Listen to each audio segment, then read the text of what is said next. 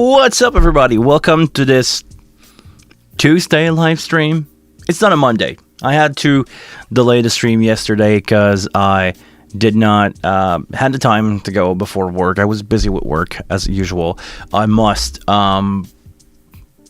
keep working as long as this channel is not going to reach like crazy amount of subscriber and views. I have to keep my real day job, which is being a sound engineer that work in corporate event, in live shows. You guys probably saw me behind a console at some point. A lot of people actually from my area did at some point come to me and say, "Oh, I'm watching your YouTube video." So you probably met me on a show before. If it's your first time at the channel, my name is Guillaume, and basically, yeah, I'm a sound engineer to talk about anything that has to do with sound engineering. Let me know if this microphone is working fine. Actually, this is a brand new addition to my mic locker. I just got that yesterday from somebody that was selling it brand new in the box. So new that I was almost afraid that if it was a copy or not, because it was a really good deal. I paid, and I need to do a video on that. I paid $300 Canadian for a SM7B, brand new in the box. And it's not the first time that I got a deal like that. I'm actually owning 4 SM7B that I like to use on drums. I really like these microphones on toms and floor toms. Just to give you an idea, it's like a MD421 from Sennheiser-ish. It's in the same vibe. It's a different color, but honestly, they are more affordable, and you don't have to deal with the damn clip of the 421. So if you are a studio owner, or if you are not on a budget for your live shows and you want to have something that has decent amount of low end, because this is what I don't really like about the 421. It doesn't have all the low end that you want, but these on floor tom and tom, they work great. They work awesome. The result, I need to do a video on this. I'm going to do a video on this. And also, if you ever have somebody that want to do a podcast, just like grab a 7B, K&M bases like that, and you're ready to do a podcast. You have SM7B. This is what they're made for. First, let me say hi to everybody in the chat. Bonjour Patrick. What's up, everybody? In France. Bonjour la France. What's up, Arizona? What's up, Dallas? Hola, Brazil. I hope I said that right. Hola, Brazil. What's up, Brazil? Maybe one day I'll go to Brazil. Maybe. I don't know. I have a friend there. Maybe I should contact her. Okay, so very clear. Good. SM7Bs are big. Well, they're not really bigger than 421. They are bigger to carry around, let's be honest. But they are not really bigger than 421, like overall size. And the mounting system is like way, way better. Like there's a reason why those microphones were made 30 years after basically the first 421, and they are better. What else can I say about it? I really like them. So, Phil, you just bought a 251. Congrats, man. You're going to love that 251 for sure. It's been my go-to stage box for years. Nothing beats them. Nothing. Maybe, if you really want to go into detail, maybe the 8-rack unit from Neve is another option that you can compare the 251 to, because a lot of people, and I never did the A/B test, but a lot of people compare the Midas sound to the Neve sound. Is anybody owning like what's the name of the channel? You know, the XL4, XL42 rack unit, and compared that to something like a 1173 from Neve? Is it the same? Are we in the same range? If anybody in the chat know the answer to this one, I never had the pleasure to do the A/B test myself. I played with both unit, but never at the same time and on different sources. But if anybody ever did the A/B test of that, I'd be curious to see if the Midas is just a cheaper Neve. But when you're looking for that sound that is not too defined, too bright, those are the kind of gear that people tend to go to. So the 251 is a really good preamp, a lot of low end, a lot of fat, a lot of, I don't like to say warm, because warm is just like an EQ curve, basically, with less higher frequencies. But definitely the 251 is the best option for anything that has AS50. So even your X32 is going to sound better with 251. Of course, your wing, it's coming from the Pro series, from the Pro lineup for Pro 2 and the HD series now, the HD96. And also it's compatible with the X32, M32, the rack. I think the only thing that cannot connect those preamp is a Air, like the MR Air or the X Air. Everything else is basically like compatible with that. So best preamp in the world, if you ask me. Benny, what's up from London? Hey, good to see you. Ivan, always. Hi, my friend. Good to have you around. So, what are we here for today? A software. This is why I'm not behind the console. This is why I'm at the desk today. And should we go? Should we dive into this? It's going to be a quick one. Seriously, there's not like, it's a small software. There's not a lot of thing that you can do with it, but it's there to do a job, and it's doing it really well. So let's dive into this. So once you download the software that is available on the Wing page, I don't know if it's available in the software page from the website. Apparently, lately, people had some delay. When the Wing 2.0 firmware was released, I got contacted by a couple people saying that it's not on the website. They didn't know where to find it. So don't go search in the search engine for the software. Go on the Wing page. On the right, you will. On the right. Hi there. On the right, you will see a drop-down menu that says software.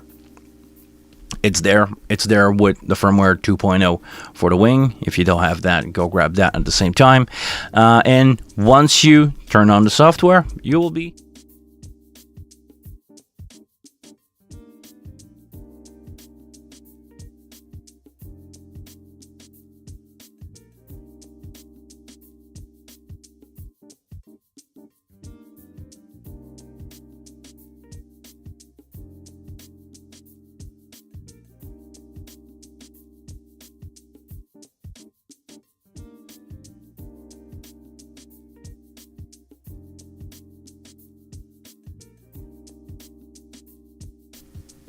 I take him back. No sound, mic alert. Thank you very much. Thank you very much, Charlie. Yeah. When you're doing setup like this, you forget sometimes to put your source back on. So in OBS, I got my source working. So like I said, this software is available for Mac, Windows, and Linux.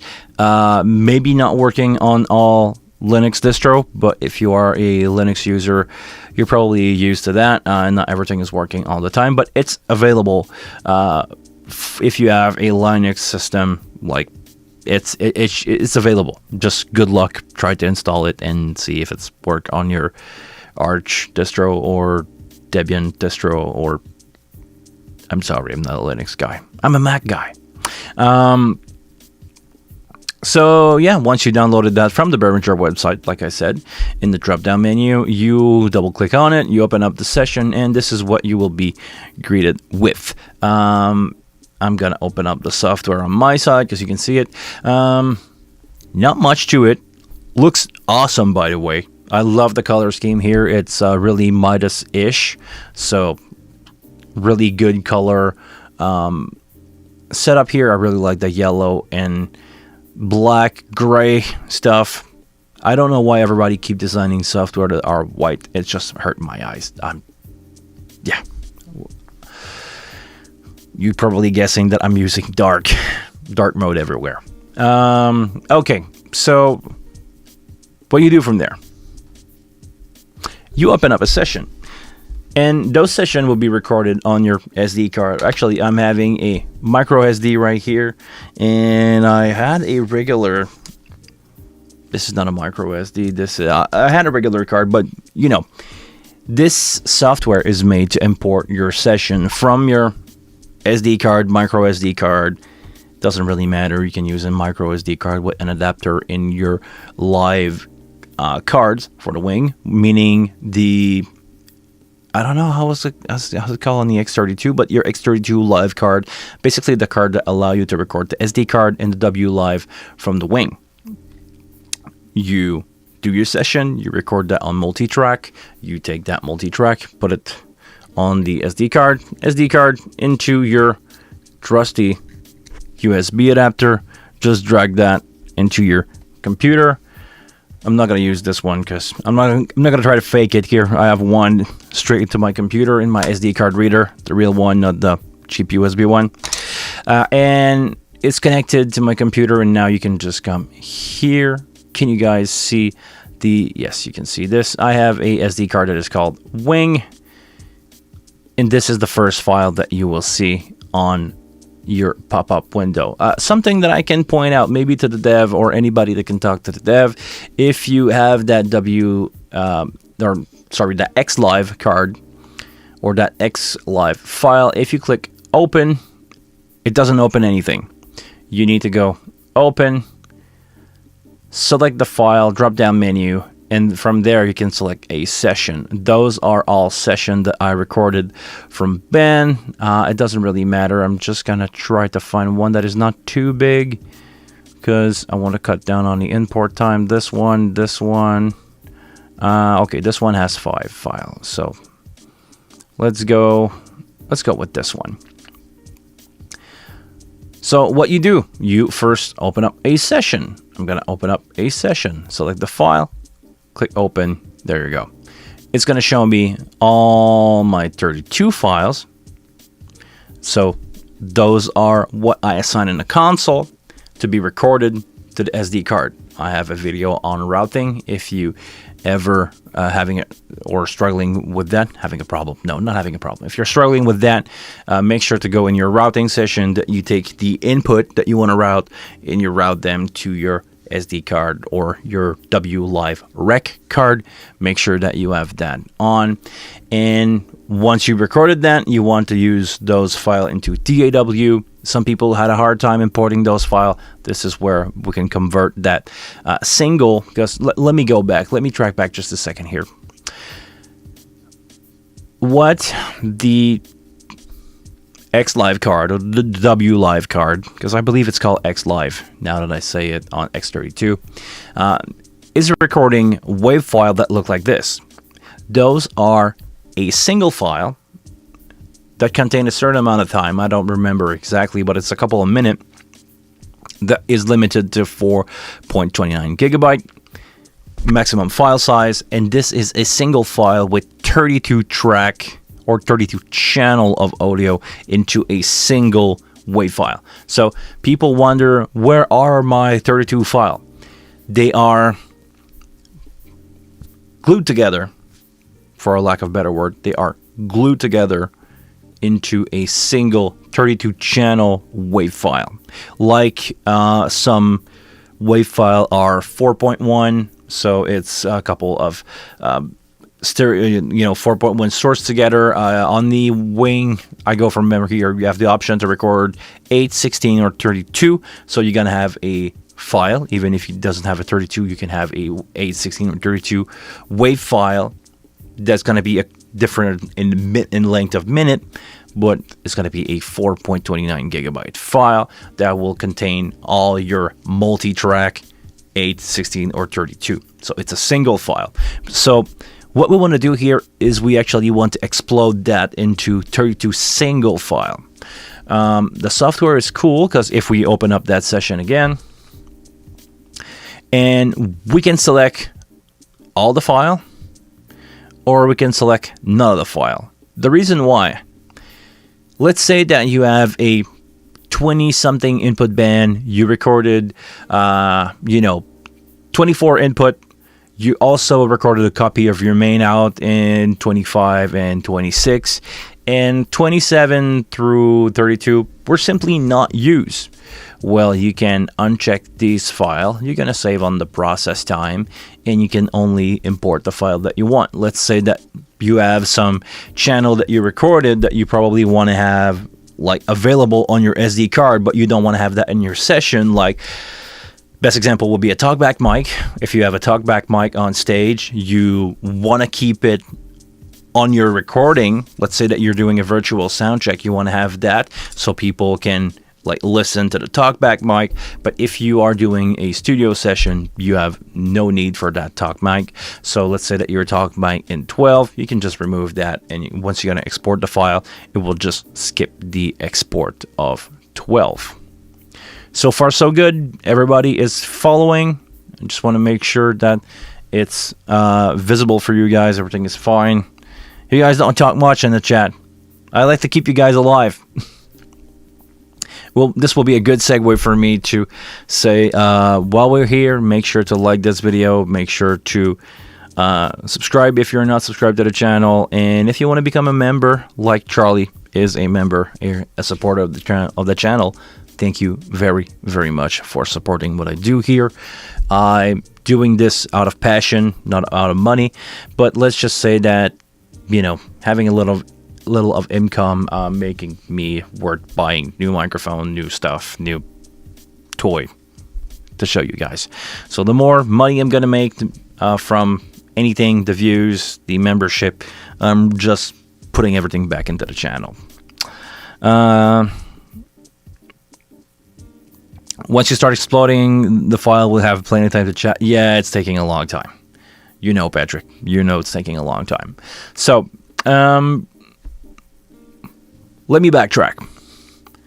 You select the amount of file that you want to have. So let's say we're going to go here, not 32. We're going to go for a smaller amount of file. Let's just go like, I'm going to go clear all. Let's say we're going to do like 5, because that's probably going to cut down on the amount down. We need to select the marker that we want to export. So it's going to be from marker 1 to marker 2. I really wish there would be a way to short that down, but I didn't figure it out yet. I tried to move around the cursor. Even if I click on it, nothing happened. If you probably made some marker, you can probably just select 2 marker and import that part of the show. But for now, when you export the file, you cannot like go from, let's say that you recorded 10 minutes of empty stuff before your set is starting, because I'm doing that all the time. I don't want to forget the recording, so 5 to 10 minutes before the show, I just go like, okay, press record, everything is going, just forget about it. Now, we need to select the marker. Markers are selected. It's a 55-minute show. I'm going to export those 5 track 55-minute, because right now they are embedded in different WAV file. This is going to combine them together and export them as 5 tracks. So I'm just going to go extract. I'm going to go in the folder that I created here that is called extract, and I'm going to go open. And now we wait. It's taking a fair amount of time. It's not a fast process. I didn't finish a session yet because I don't need to export the file this way. Previously, what I was doing was exporting the file or importing the file straight from the multitrack into Logic and just split it from there and just put them together. But I believe this will make a easier, more coherent file system for you to import if you want to give that to somebody that doesn't deal with a lot of multi-track. Let's say that you record a show for a band member. You can probably download that software, and instead of having to deal with all the multi-track, the 32, and you just grab the software, import it. It's going to take a long time, but it's going to be easy for band member to do so. So let me go back to the front view. I'm going to keep you guys updated when this is going to be done. Let's go here, and we're going to have time to chat. Okay, 1% down. You guys got anything to chat about? It's gonna take a while. Let me see what's going on in the chat. Ryan say, can you explain how to use bigger card and if it's safe? I had to switch a boat card during a service when recording 64 channel. I have a video where I explain how to do bigger than 32 gigabyte cards. What's up, Bencho? Good to have you around, man. I got a video on YouTube where you can just I show exactly how to format the card, because what you need to do is to format the card into something that the console can read. The console by default do not allow you to format any card that are bigger than 32 gigabytes, but right now the one that I have in the computer exporting is a, sorry, I'm looking for this. The one that I have in the computer is 128 gig, and I have a 250, can you see it? I have a 256 here that I'm using all the time. As long as it's formatted correctly, and I believe, I'm going to go from memory here, as long as you format it as a FAT32 master boot drive and you insert it in the console the first time, you can then drop it in the console, format it again, just to avoid any mistake of formatting and everything, because some people reported bugs when not doing that. So take your card, format it into a computer, FAT32 master boot drive, put it in the console, format it again, and then you'll be able to record 64 channel on, I don't know, I think they make 1 terabyte card now. The only reason I believe Behringer is not allowing you to have more than 32 gigabytes is for not losing file. So that's the only reason that I see, but there's a workaround. You can just format it into a computer, drop it in the console again, format it, and you can record. I believe it's something like 11 hour out of 128 gigs. So let's say that you have a terabyte to 1 terabyte card. It's going to be a lot of hour. You can probably just go with the 256 like I did here. It's gonna be plenty of recording time for like an afternoon or even a festival if you really want to go that way. Not sure it really cut down much on time. You still have to read or skip or ship above the user data. It's okay. It's all serialized. Okay, so it's gonna take a long time. 20 more time than my apps, just to let you know. As you work the SD, it's even worse. Okay, so Patrick's got an app for that. Well, if you think this is slow, go check out Patrick's website, x32ram.com. He's got a software that can apparently do it 20 times faster. So, no shame here. Patrick's been really helpful to the channel. Skip. Okay, skip. Sorry, I read that. I read that wrong. So it doesn't skip any data. It's not reading like only the few files. So I got that part wrong. But new software, never really had a chance to play with it. And honestly, I'm not going to use it that much other than if I ever ship file to somebody. Because if I'm working with a session that I want to import myself, I'm just going to put the card in my fast reader that I have on the other side, or this is USB 3.1, so it's going to be fairly fast, but I got a real fast one to export my camera file. So drop it in there. I'm just going to drop that into Logic, and from Logic I'm going to explode the file, because Logic allow you, actually when you import files like that, it's going to ask you if you want to explode that 32 channel wave file into something different. So, really helpful. Thanks. What do you think the limit, the 32 gig? Yeah, I answered that already. Did you know you could use the console to format once you have already in the PC? Yes, you can actually format the card again once it's recorded into. Once it's formatted into a format that the console can read, you can just do that. I actually am showing it in my video. Patrick, you're not paying attention. You're not watching my video. You don't remember them like I honestly don't remember them most of the time. People say, oh, you're the wing expert, and I saw your video about that, and that video was something that I don't do that often that I filmed 2 years ago. So Sometimes I want to do a video on something, turn on the console, turn on the camera, learning my way, learning some stuff, like doing the shot for the camera, keep doing my stuff, doing the shot for the camera, backtracking, and I just learned how to do something for the first time, and I edit that into a coherent video, and this is what I post. So keep in mind that I know a lot about the wing, but I don't know everything about the wing, and I don't remember every single thing that I said in video that I did 2 years ago. So what else in the chat? I like to read you guys. New mic, yes, actually brand new microphone, and my camera stand right now is the box. If you allow me for a second here, new SM7B. I got that used from some people, from a gamer kid that bought that during the pandemic and never really used it. Actually, the box was not even open when I got it, so it's brand new. I really like it. It sounds good, great, because I did something that I don't recommend anybody doing. I EQ'd this with my eyes.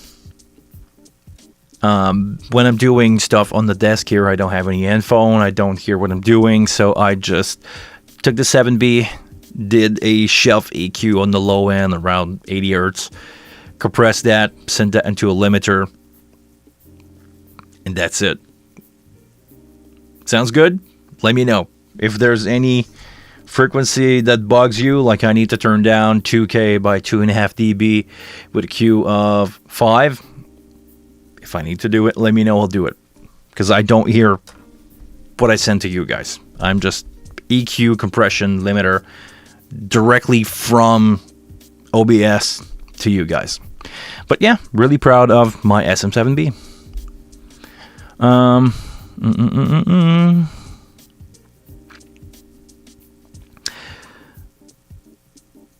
How do we save the show file? Can you explain the functionality of the library tab? I want to do a video about it, and this is why I'm not behind the console today.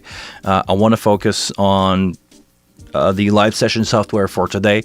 Eventually, when I have time, and probably not in the next 2 weeks, I'll be honest with you guys, I'm working so much. Today's the only day that I do not have an event until October 2nd. I have event every day. Sometimes, press conference, 2 hours, but I'm working every day, even the Sundays, and I'm traveling a little bit around, a couple hours around me to do all these shows and album launch and stuff like that, stuff that's going to consume a lot of energy for me. So I will tone it down just for the next 2 weeks. I'm not going to use the wing. Actually, everybody, my bad. Coffee mug for you who wonder where it was. I'm not going to use the wing, or not much, maybe on one event. I'm using all the locally provided console for all these events for the next 2 weeks. But yeah, I'm doing a lot of stuff around, and I do not have a lot of time to spend on YouTube. But it's to balance and doing more YouTube during the winter. Right now I'm working a lot, and as soon as the mid-December is going to hit, I'm going to be stuck in that basement for like a month and a half doing video on a console. So apologies if you need to know the new show system. I know there are videos officially released from Behringer. Drew did some video about that, so if you guys want to see something and have an idea how it works, go check out the official Behringer video. It's going to be on the Behringer YouTube channel, and I think Drew himself got a video about it. Not sure, don't quote me on that, but I know there's one from Behringer that explained the new firmware. So if you guys need some help with that, not me today. Usually I am, but not today. Go check. I will refer you to somebody else for that. It's not a competition. We're all here to help you guys. The goal is to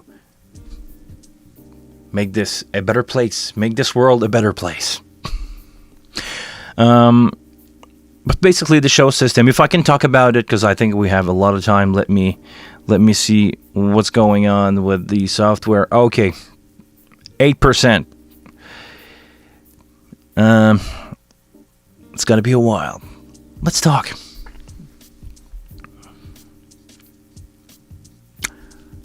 Show system. The way I understand it so far, I did not dive deep into it. You need to create a show. A show is a container of a Snap playlist. Basically, I call them playlists, but a show is a playlist of Snap, channel recall, and other stuff. So create a show file, create a Snap file. After that, you can create your channel save, your effects save, and you can create a list basically where you just recall all those things. If you're doing musical, you can just like go from queue to queue to queue, and now you can add wave playback from the from a USB stick. Or can you actually add it from a SD card? I don't remember. But you can now have basically wave playback from USB for sure, and having that in your file. So you can have a snapshot recall. You can have a snippet recall, and you can start a track almost instantaneously with just a single knob push. And you can also send out MIDI information if you want to control other stuff. So there's a lot to do with the new firmware. It's a complex system, but just know, if you feel lost a little bit, create a show file, create a snapshot. The snapshot is going to save whatever state of the console that you have. And if you have a show that you build and you want to have that as your starting point, create a snapshot. It's going to be in there, and you're safe. You got all your files. You can save that to a USB key, bring that to another wing if you are touring and you jump from one console to another. Just take a USB key, save a show file, save a snapshot, and you're good to go.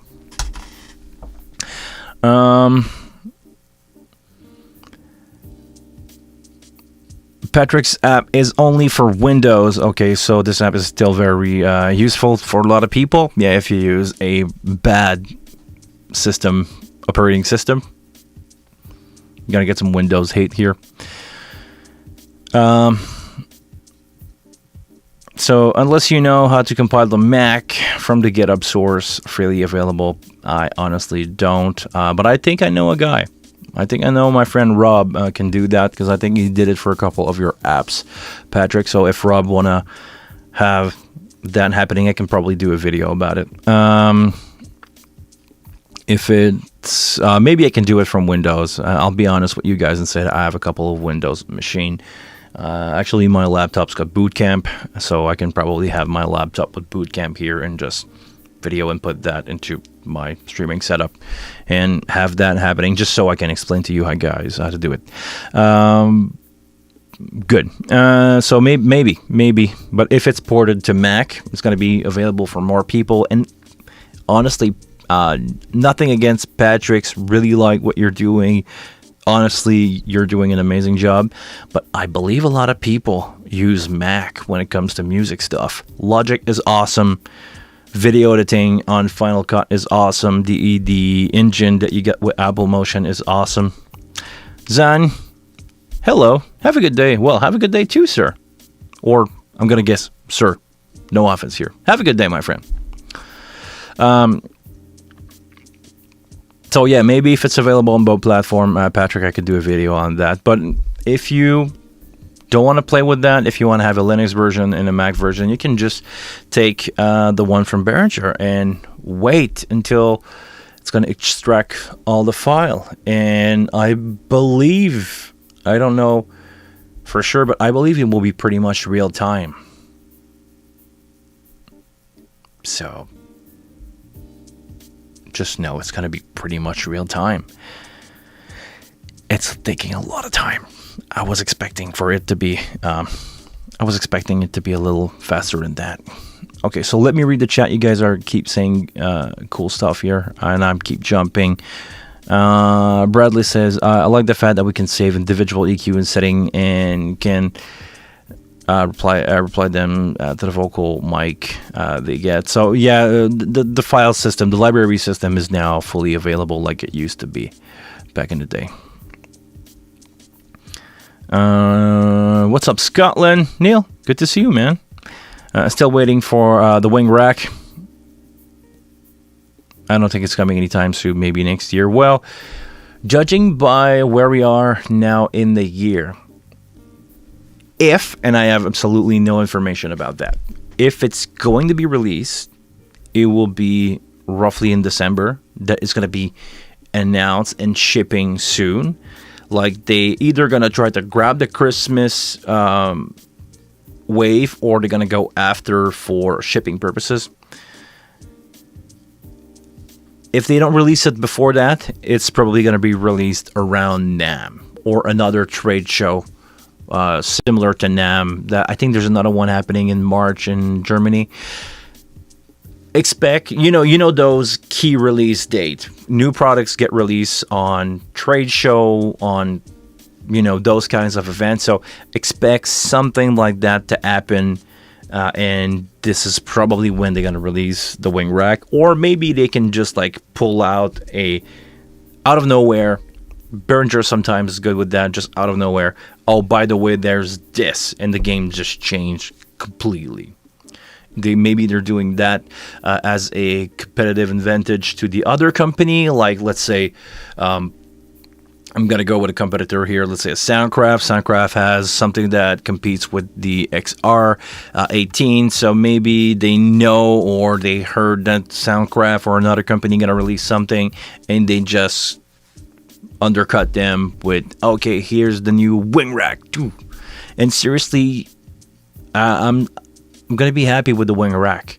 It may, knock on wood, or I should say knock on wood, it may replace my full console, and it may replace, actually it's going to replace for sure my X32 core. I've been running this thing for years. It's really good. It's in fairly good shape. It's been through a lot. I did a lot of show on it, but I think I want to evolve. I think I want some stuff to follow more what I do on the wing. So maybe I'm gonna switch from the rack from the core to the rack for that reason. Maybe if they release a core version, I will be the happiest guy on earth, and I'm just gonna jump straight into that. We'll see what's gonna happen with that. I have no idea. All we know is I saw some picture, like you guys, from the wing rack, and something that looks like a wing compact. There's a couple picture. Look around on Facebook. You're gonna find them, I'm pretty sure, but there's a couple of those available.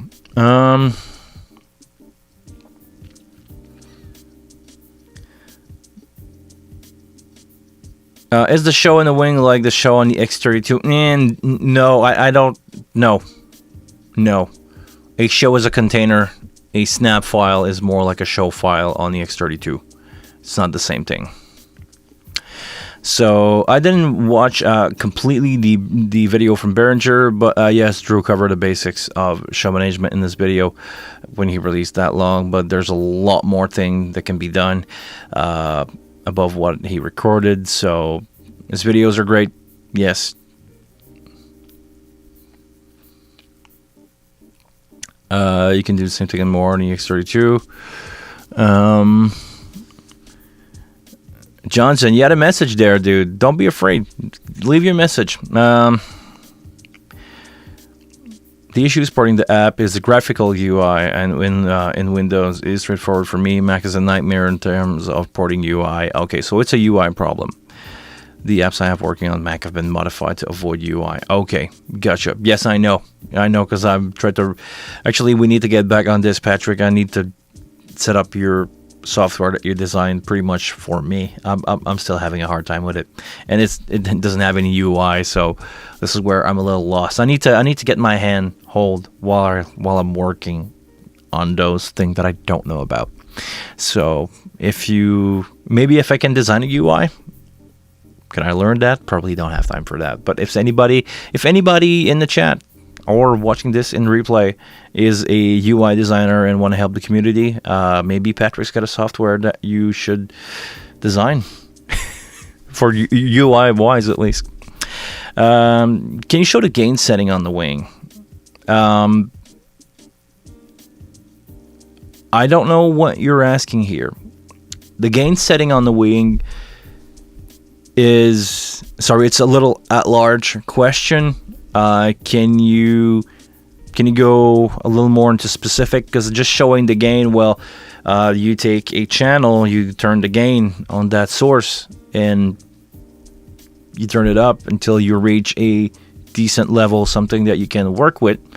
Usually, I suggest people to run their gain roughly around -18. Sometimes it can go higher as long as you don't clip your fine, but you want your average performance level to be around -18 dBVU. The number on the gain knob doesn't really matter. I know a lot of people comment to me like, oh, the gains are like at +30. Okay, do you get decent dBVU level?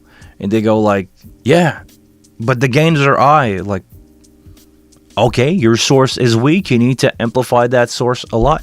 I need to do a video on gain. I really need to do a video on gain and having a perspective on it, because a lot of people did video on gain and everybody like keep focusing on one thing. So I need to do a video on gain. It's probably going to happen next month or this winter. Doing as fast as I can here, but man, life is going fast. Life is going so fast for the last 2 years since the post-COVID thing happened. I'm so busy, it's crazy. Thank you very much for being in the. Thank you to life to being in a really good financial situation, because the COVID hit really hard, but now it's like it's back and forth. We went from life's going straight to 0 to 100, and I tried to bring it down to like something that is livable, where I have time to do video, because this is my only hobby. Let's be honest. I'm a sound engineer at work, event. I'm doing YouTube video, and I try to take some vacation from time to time, like the video that you probably didn't watch because nobody watched my video where I said I needed to take a break. This is roughly my first short film, just for fun, just to prove of concept that I can do something if I ever want to work in a video environment in the future. Thank you very much for watching it, Pancho. Really appreciate that. But yeah, I'm just taking vacation with a camera and watch my stuff. Now, Pancho and Patrick, thank you very much for watching my stuff. I know you guys are really close to this channel. Thank you very much. You guys are part of this community, because this channel is nothing without you. I'm just a guy talking into a microphone and a camera in his basement if you guys are not there. Really appreciate the fact that you take some time of your day to watch this, and I hope you find this informative. I hope together we, as a community, can build something to help the other. This is what we can do. This is one of the things that I want to do in life. Help the others, and help the others achieving their goal, and probably make them sound better just a little bit along the way. So if I sell the core, I'll let you know. It's probably going to end up on eBay like I did for my Dente card, because I got and sold a couple of Dente card. Actually, just to give you a final point of where I'm at right now, I bought an external card, drop it into my X32, then I find a clearance sale on the Brooklyn 2 card from Cosmo Music in Canada, bought one of the card, sold my external card back, and now I have a internal card in my X32. I have a external card. Yeah, I have an external card on my X32. I have an internal card on my wing, and this is where I'm at right now. All my system in my house and all my consoles are talking about AES-50 and Dente now, but I don't know if things are going to change. Maybe when the Brooklyn 3 card is available, I believe is available, maybe I will change my Brooklyn 2 card for a 3. I'm going to sell that, and maybe at some point, if the Wave card get released, because I'm going to leak some stuff here. I saw, I'm not going to tell who, but I saw somebody with a tester version of a wave card. I don't know if it's fully working. I don't know if it was maybe just a good Photoshop job, but apparently there are some wave card in the work.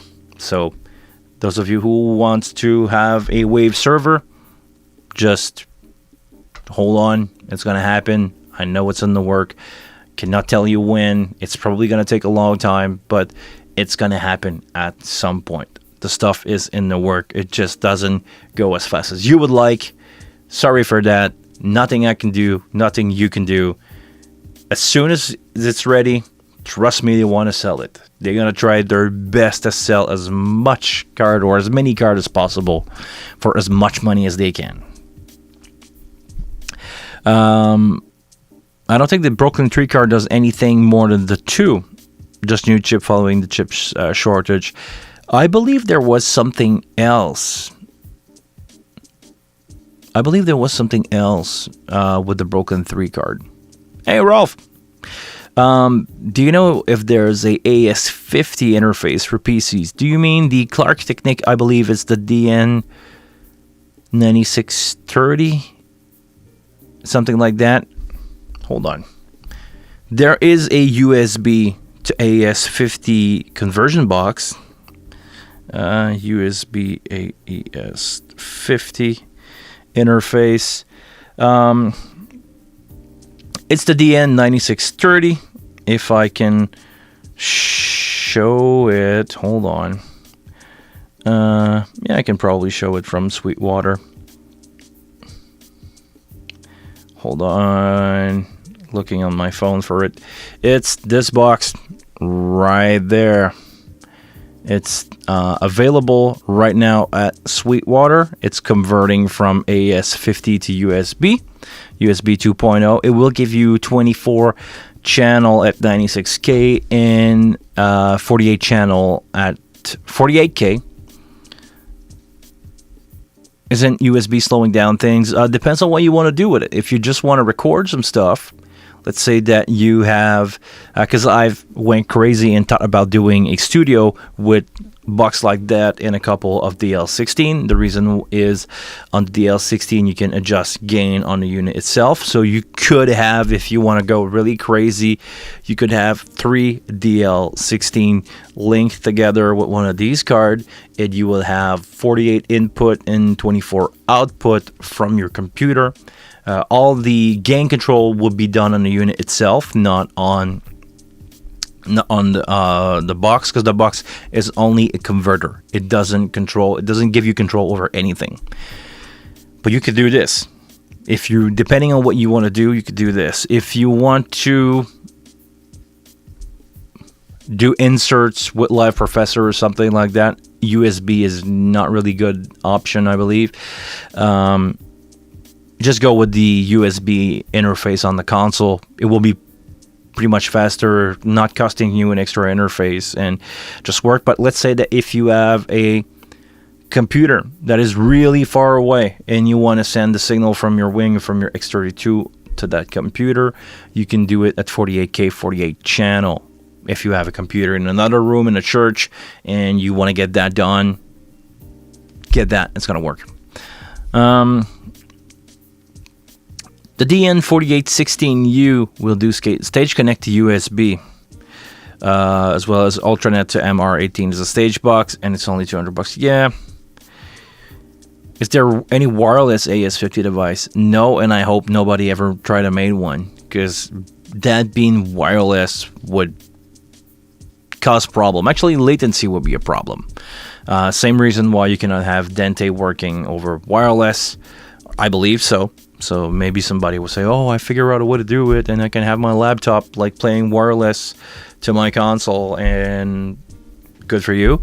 But I don't believe there is a way to do so. I believe in Dente controller, you cannot select a wireless interface for your primary Dente. You cannot patch that. So let's take a quick look at where we're at with our software. 23%.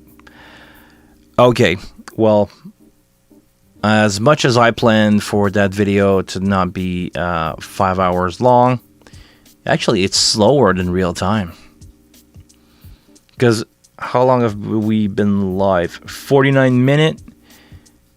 This is a 55-minute file that I tried to export. 55-minute file. And it's going to take more than real time. So, a little bit of disappointment here. Let's be honest. It's a long time. If you're in a hurry, just drag and drop your file.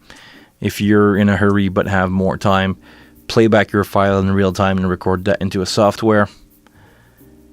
And if you want to do it overnight, then you can just do this. Okay, sorry guys, I thought we would have better option here.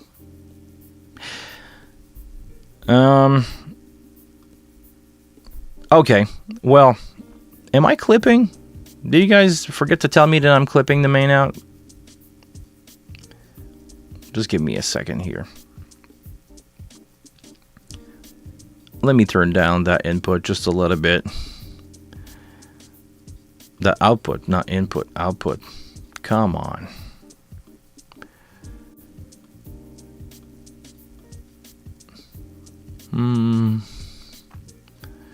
Let's go off by 1 dB. That should be fine. There you go. Is it better now? Am I clipping? I'm not clipping anymore. Okay. So it's going to take a long time. I'm honestly not going to wait 5 hours for this to get done.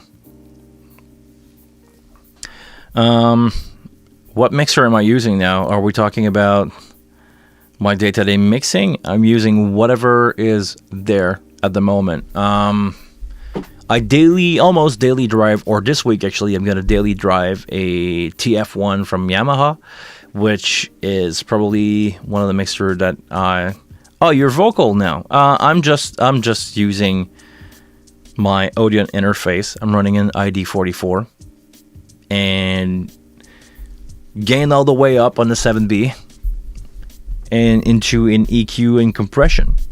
Into OBS, I'm using the OBS plugin. And that's it. It just worked. Daily, what I'm driving are... Oh, man. I had to deal with it SQ7 again. I'm not liking those console. It's not working how I like my consoles to work. Sorry if you are an SQ user. Something is missing and they sound really bright to me. Knock on wood, I'm still hearing really well the higher frequencies even after years and years and years of rock and roll. And I don't know. Those consoles seems to be really bright, really harsh. I had a singer with a... I don't want to say something stupid here. It wasn't a wireless ULXD. It was a Beta 87A or C. I don't remember which one I used because I have both capsule in my backpack, so I can change from them. I believe it was a Beta 87A. Beta 87A. It was bright. It was really bright, and I tried to EQ it down. I tried to high shelf it and just like 6 dB. Either I was losing everything or it was too bright. I couldn't find the sweet spot. I did not have the greatest PA in the world. I was using single 18 subs with the Electro Voice, single 15 and a horn, one on each side. Really small gig. But it was too bright. I was in the not that well treated room, if treated at all. So it gave me a hard time. That SQ gave me a hard time. It was not bad sounding. It was not sounding like garbage. But the result that I wanted to have, the result that I wanted to achieve, getting a loud, not bright, clear vocal, was not achievable. It was either too bright or too dark within 1 dB of EQing. I was not getting there. Maybe it's the PA, but it's my second time doing a band with an SQ, locally provided SQ, and I don't like the way everything is gelling together. I don't like the way the frequency response is everything seems to be bright, everything seems to be defined, and the reverbs and delay on it are not there. Not impressed. Or, yeah, not impressed, for a lack of a better word, with the effects in the SQ. They either sound like, you know the feeling. And maybe I'm going to teach that to some people. You try to set your reverb, and you send into your reverb bus, and you go like, okay, there's not enough reverb, not enough reverb, not enough reverb, not enough reverb, not enough reverb, and you cross that point where it's a half dB where you play where I don't hear it too much. I don't hear it too much. And it was like that for all of the 3 effects that I was using. I was using a short reverb, long reverb, and a delay. All that mixed up together. I take the short reverb, send it into the long reverb, take my delay and set it into the long and short, and I take my vocal and send them into the reverb. And on a knob, usually if I have the option on the wing on a knob, I'm using that to send into my delay. And sometimes I had a chorus in there, but overall, the effects chain that I'm doing was not working on the SQ. It's not working. I don't understand how the algorithms, those effects are working. It's not cutting it for me. Sorry. I have a DL251 at home. I wish people would rent it from me more often. Not for the money, just for the sound quality. But yeah, it just sounds better to me. The Midas stuff, let's say, I'm going to rule out the X32 here. I'm going to go M32 in the Pro 2 series, and everything that use basically the Midas preamp sounds better to me. To me. It's your choice, it's your opinion. That Midas, it's just so smooth. Fat low end, smooth. I'm getting that with the Audient preamp, I believe. They sound really good. The Audient, I'm running an ID44 from Audient. It's really good.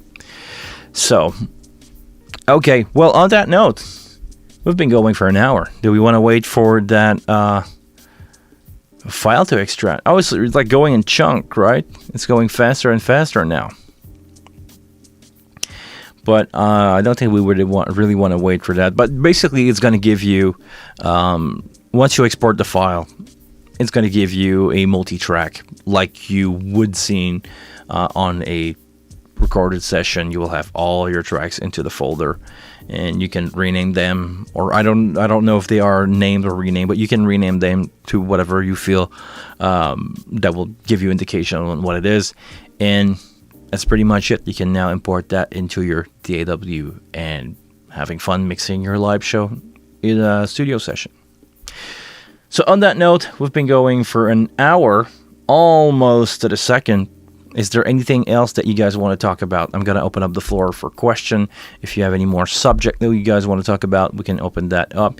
If not, we are not going to wait. Like, it took 45 minutes, roughly, to do 30%. So it will end up being like 45 an hour and a half, like 2.5 hours with some processing time, because it's 20-30. No, I'm not gonna wait that. I cannot stream for 2.5 hours because I have some other stuff to do. What am I extracting? Okay, you missed the beginning of the stream. I just loaded a show file from or a recorded file from a SD card recorded on the wing from W Live, or it will work the same on a X32 recorded show. Take your SD card. You actually have even a fast one. I have a 171 megabyte per second one in my reader on the other side.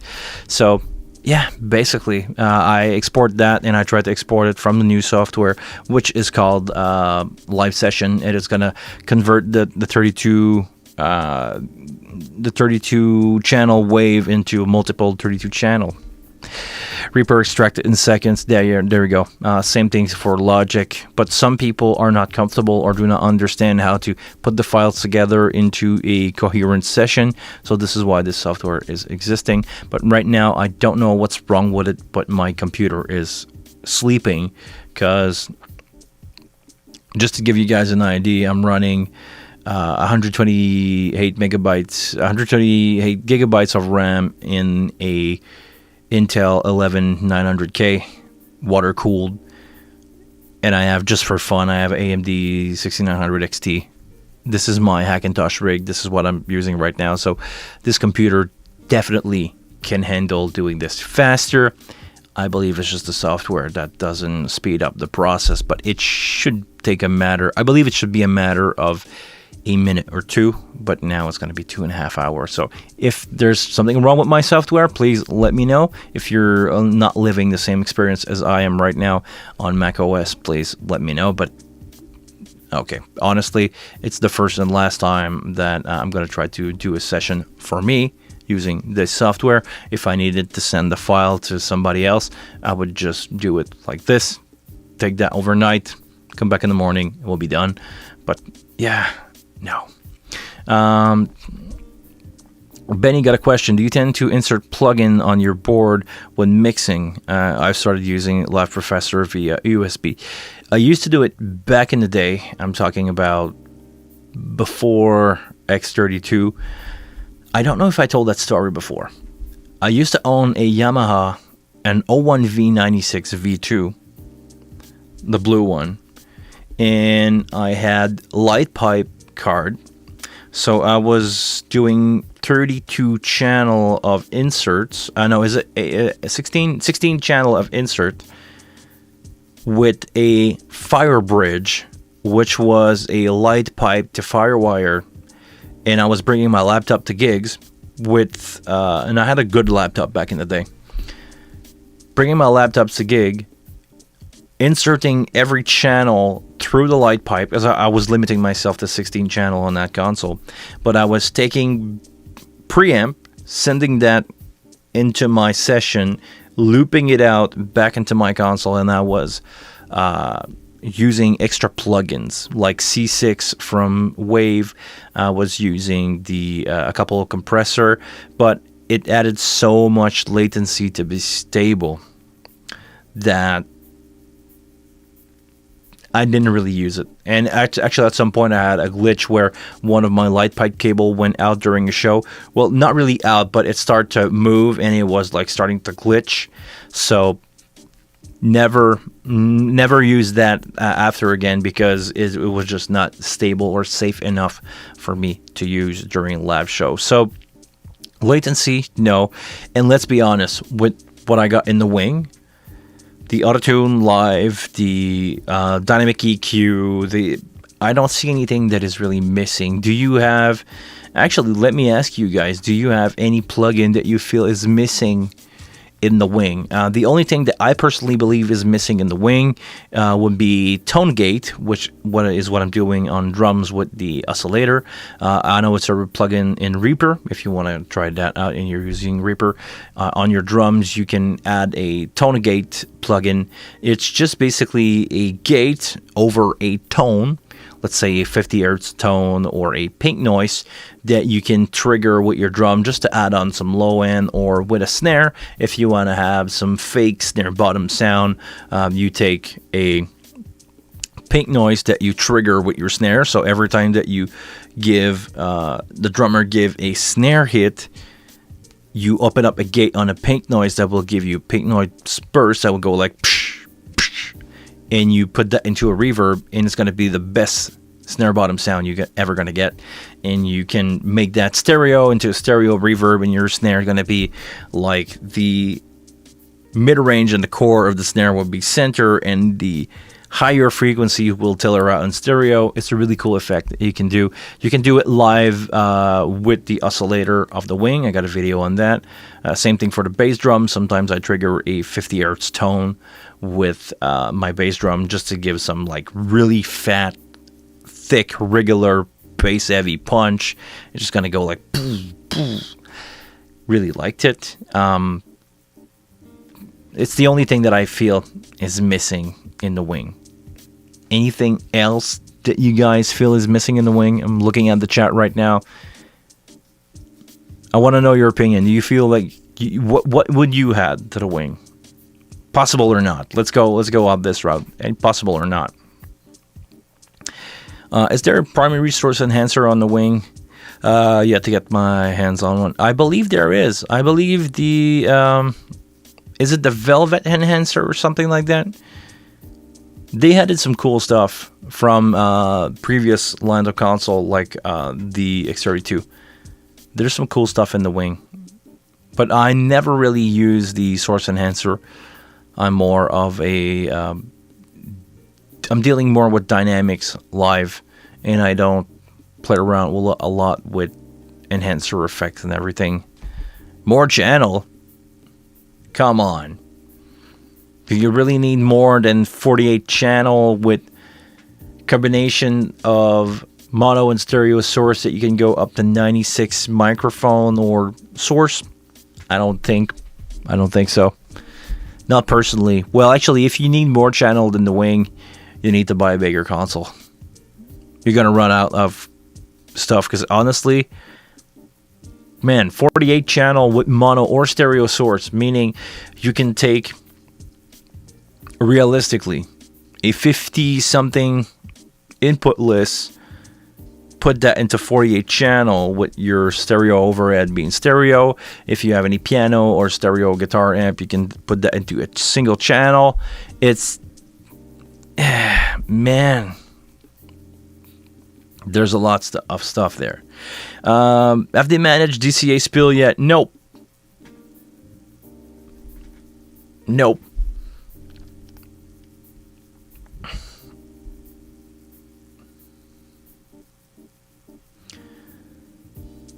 Sometimes we play with a 60-piece orchestra and we use 2 wings. Oh, come on, man. 60-piece orchestra. Well, if you were to do 60-piece orchestra, I would stereo group some stuff and use the newly implement user source, user signal, or I don't remember what it's called. I want to have the right terminology here. With the new user source, you could have, let's say, stereo groups of violin being a mono source or a stereo, if you want to pan them a little bit and playing around with the width, and you can have different user patch. Thank you very much, Patrick. You can have with the user patch, you can create some really funky 24 or 12 stereo source with any input that you want, meaning that you can have your local and a AS50 port and put them together as a stereo source. All that together, I can definitely get away with 60 microphone on the wing.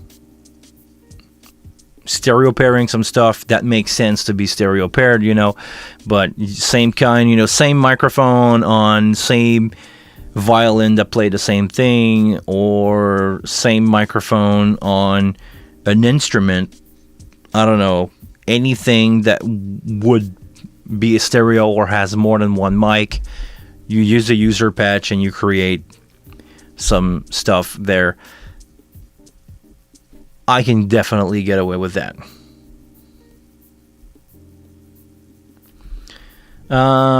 If the 60 don't play at the same time, will be possible with one wing with a new scene management. Yeah, but I believe some of them will play at the same time. Or not playing at the same time, but playing the same song. So you don't want to start recalling, a part of the song. To avoid that, I would say just stereo pair some stuff. And actually going to 60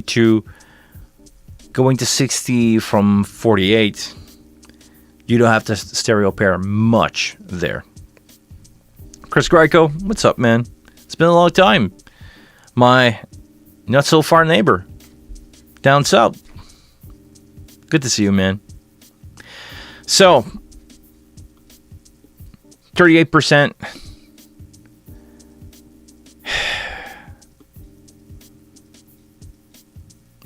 I'm not gonna wait. You guys got the idea. You actually watching this video, you know how to get away with it. Just know it's gonna take a long time, but we did all the manipulation that needed to be done, so you guys can take a file, create it, or explode your multi-track, I believe is the right term to use here, and you can just send that to somebody that will have 32, 64 multi-tracked file instead of 32 channels WAV file as a block. So I hope that's going to be helpful for someone. I hope somebody's going to like this video. Thank you very much, everybody, for being here. Like Chris Garco, who just joined in as soon as I'm about to leave. Make sure to watch this in playback if you just grab a part of the stream. It's helping me a lot when people watching in playback. It's telling YouTube that this video is worthy of being watched. Make sure, for the same reason, to like the like button. To like this video, press the like button.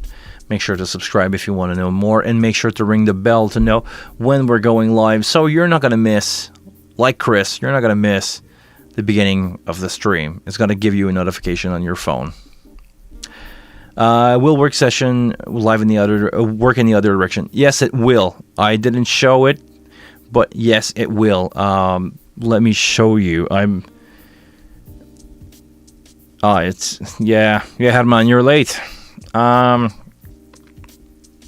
Can I do something? No, I cannot. You know what? Let's cancel that. Let's cancel that session. It's taking too long. You can create a session. You can import track here, and you could create your own.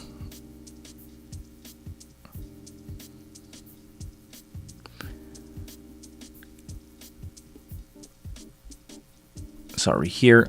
You can create your own multi-track. So if you have a multi-track that you want to put into a format that the wing can read from the SD card reader, you can create that by adding tracks. I wanted to have some file. Actually, do I have a multi-track that I can drop here?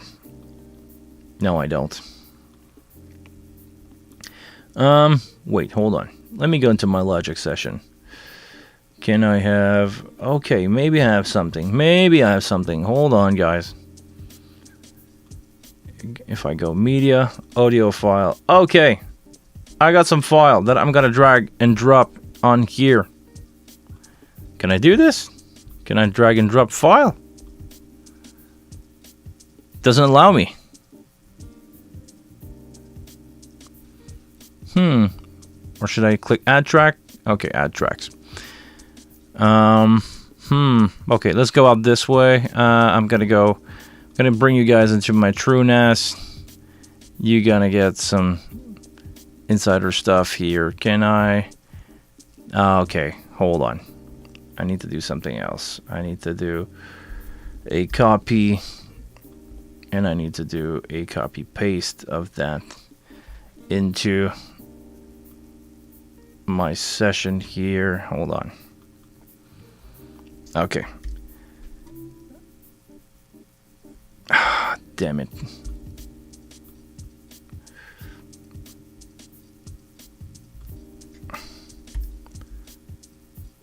Wait a second, guys. I'm going to show you how to do this, or how I think it worked, because I've never done it this on this side before. Okay, I get some file. Okay, so if you go here, add track. It would be fun if you could just drag and drop them.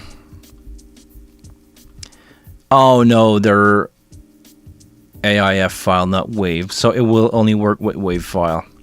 But you can basically add track there, and I'm pretty sure it will convert that to a comprehensive session for your console. Anybody done it before here? So I don't sound like I don't say something that cannot be done, but I'm pretty sure. I'm pretty sure he can do it this way. This is the reason actually why a lot of people wanted to have that software. Totally forget to talk about that part, because the way that I thought I would do the video would be to export the session, create another session back, import it again. But we're never gonna make it in time. So yeah, it worked. Tested. Thank you very much, Patrick.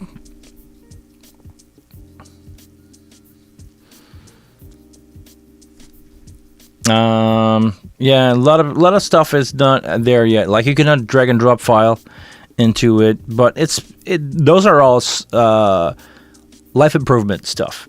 The software is working. It allow you to convert back and forth, because this is the really reason why you want it. Because before there was no way, there was no public way, I'm gonna say, or free and publicly available way to do this. You could just grab file, record them in real time on your card if you wanted to have a session like that. There was no way to create a WAV file. Now you can, and I'm gonna say it. Patrick had a software that could do this for a long time, pretty sure, and now Behringer has a free one that you can use. And it's, should I say this? Yeah, it's been a while since I've been using it. I've been using it for like a year or so.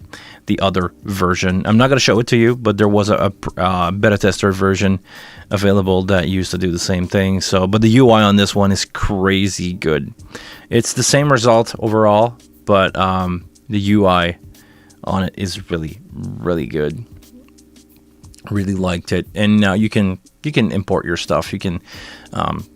You guys know the drill. I mean, it's really easy. You just add track and drag your file, and there you can create your own multi-track session out of it. So, okay, I was on my way out. I need to get some work done. Need to do taxes like any human being that live in Canada. Need to do my taxes. I need to get rushing on that. I have a couple hundred emails to go through for my accountant to sort out. So this is all the time that I have. I'm sorry for you guys today. Go check out Patrick's software. Thank you very much, Patrick, for being with us today. Really appreciate the fact that you are here, spending your time helping us out doing these videos. I need a coffee. I'm about to fall asleep on the mic. So on that note, before I fall asleep on the mic, thank you very much, guys, for being here with me on a Tuesday. I'm probably going to do some more stuff like that. But thank you very much for being with me on a Tuesday. Until the next one, I want you to please take care of yourself. I'm going to go take care of my taxes. Have a good week. Probably not going to see you next Monday. I think I'm working and I don't know my schedule, but I'm going to try to make it next Monday. If not, I'll see you really soon. Take care of yourself.